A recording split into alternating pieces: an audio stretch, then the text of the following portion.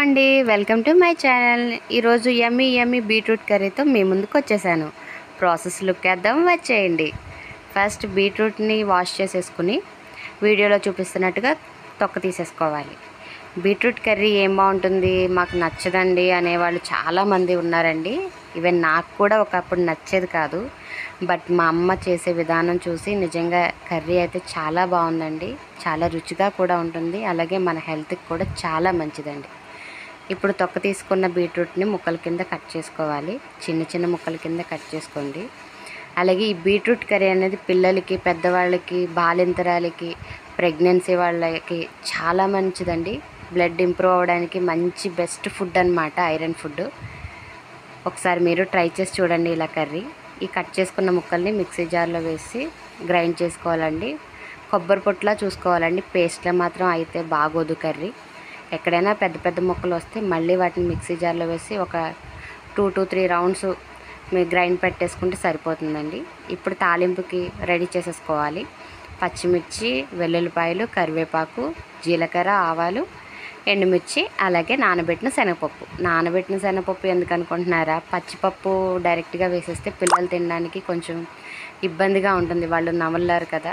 So అందుకని మా అమ్మ అయితే ఇలా చేస్తారండి. అందులో మా అబ్బాయికి ఫేవరెట్ కర్రీ అండి బీట్రూట్ కానీ క్యారెట్ కానీ, వెజ్లో చాలా ఇష్టం వాడికి. సో వాడి గురించన్నా మా మమ్మీ వీక్లో ఒక 2 times అలా ఖచ్చితంగా వండుతారు ఇంట్లో.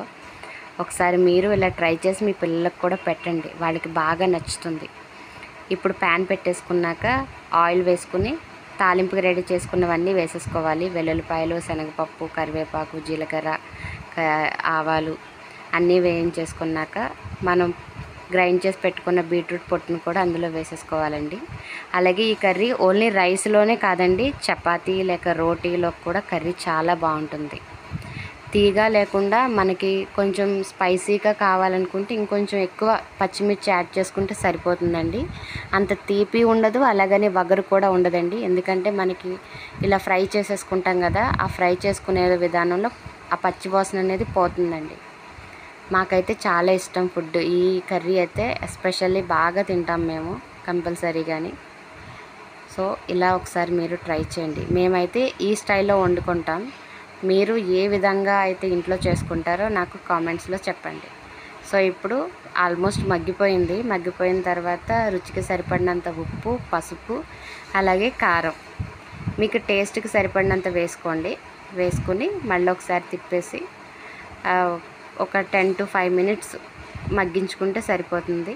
మనకి ఆయిల్ అనేది సెపరేట్ అవ్వాలి. ఆయిల్ అనేది సెపరేట్ అయితేనే ఎప్పుడైనా సరే మనకి కర్రీ ఆల్మోస్ట్ రెడీ అయిపోయినట్టండి. సో అలా చూసుకోండి. ఇంకోండి, కర్రీని ఆయిల్ 2 సెపరేట్ అయిపోయిందండి కర్రీ వండడం. యమ్మీ యమ్మీ బీట్రూట్ కర్రీ రెడీ.